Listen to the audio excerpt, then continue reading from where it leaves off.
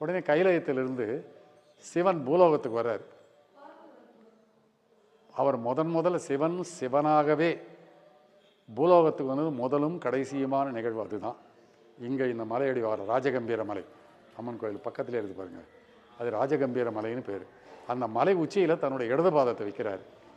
ஏனென்றால் இந்த மலை அவருடைய கோபமும் வெம்மையும் தாங்காமல் ரெண்டாக பிளந்து போகுது. அதாவது அந்த மலை உச்சியிலிருந்து பூமியோடு அழுந்தி ரெண்டாக பிளந்து போகுது.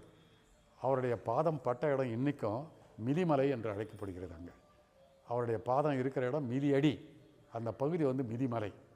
இன்றைக்கும் அந்த ராஜகம்பீர மலைக்கும் அது பக்கத்தில் இருக்க மத்தியில் இருக்க அந்த பாதையில் அதோட சிவனுடைய பாதம் இருக்குது, பூஜை பண்ணிட்டு இருக்காங்க. அது சிவனோட பாதம் அங்கே திருவண்ணாமலையில் வைக்கிறதுக்கு முன்னாடி இந்த இடத்துல தான் கால் வச்சது. இதான் அவரோட பாதம். இதை வந்து பௌர்ணமி அப்போ வந்து வழிபடுவாங்க.